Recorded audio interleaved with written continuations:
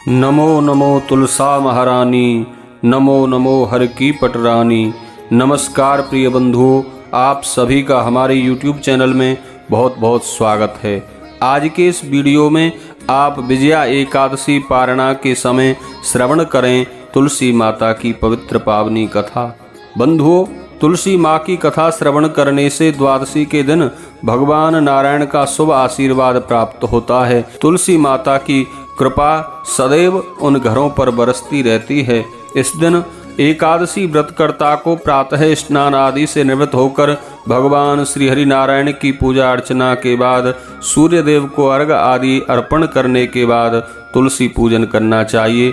तुलसी में जल नहीं चढ़ाएं, लेकिन धूप दीप आदि से माँ तुलसी की पूजा करके तुलसी माता की कथा श्रवण करनी चाहिए। तो चलिए श्रवण करते हैं तुलसी माता की कथा। एक बार प्रेम से कहिए, बोलिए तुलसा महारानी की जय, सालग्राम भगवान की जय, विष्णु भगवान की जय। बंधुओं, तुलसी जी से जुड़ी एक कथा बहुत प्रचलित है। श्रीमद् देवी भागवत पुराण में इनके अवतरण की दिव्य लीला कथा भी बताई गई है। एक बार शिव जी ने अपने तेज को समुद्र में फेंक दिया था। उससे एक महातेजस्वी बालक ने जन्म लिया। यह बालक आगे चलकर जालंधर के नाम से पराक्रमी दैत्य राजा बना। इसकी राजधानी का नाम जालंधर नगरी था। दैत्यराज कालनेमी की कन्या वृंदा का विवाह जालंधर से हुआ। जालंधर महाराक्षस था। अपनी सत्ता के मद में चूर उसने माता लक्ष्मी को पाने की कामना से युद्ध किया, परंतु समुद्र से ही उत्पन्न होने के कारण माता लक्ष्मी ने उसे अपने भाई के रूप में स्वीकार किया। वहां से पराजित होकर वह देवी पार्वती को पाने की लालसा से कैलाश पर्वत पर गया। भगवान देवादिदेव शिव का ही रूप धरकर माता पार्वती के समीप गया, परंतु माँ ने अपने योग बल से उसे तुरंत पहचान लिया तथा वहां से अंतर ध्यान हो गई। देवी पार्वती ने क्रुद्ध होकर सारा वृतांत भगवान विष्णु को सुनाया। भगवान शिव के साथ जालंधर का युद्ध चल रहा है और जालंधर युद्ध में पराजित नहीं होता।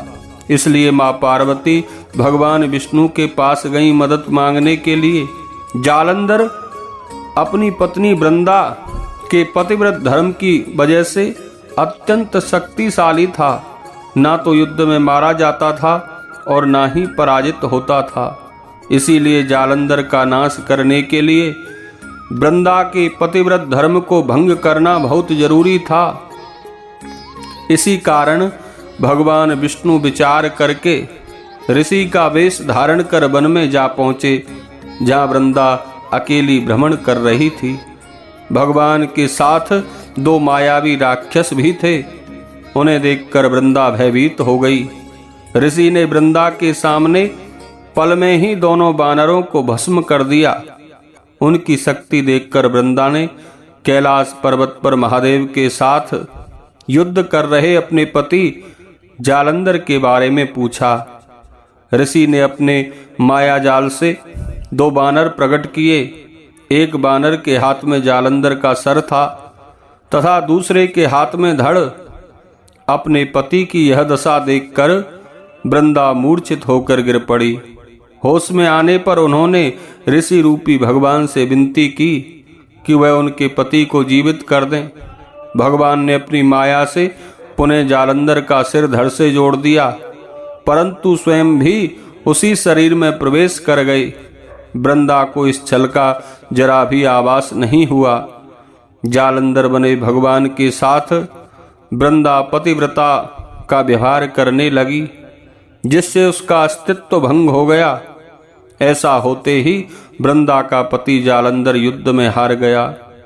इस सारी लीला का जब वृतांत वृंदा को पता चला तो उसने क्रोधित होकर भगवान विष्णु को शिला होने का श्राप दे दिया तथा स्वयं भी सती हो गई। जहाँ वृंदा भस्म हुई वहाँ तुलसी का एक पौधा होगा। भगवान विष्णु ने वृंदा से कहा, हे वृंदा, तुम अपने अस्तित्व के कारण मुझे लक्ष्मी से भी अधिक प्रिय हो। अब तुम तुलसी के रूप में सदा मेरे साथ रहोगी। जो मनुष्य मेरे सालग्राम रूप के साथ तुलसी का विवाह करेगा उसे इस लोक और परलोक में विपुल यश प्राप्त होगा। जिस घर में तुलसी होती है वहां यमदूत कभी नहीं आते। गंगा व नर्मदा के जल में स्नान तथा तुलसी का पूजन बराबर माना जाता है।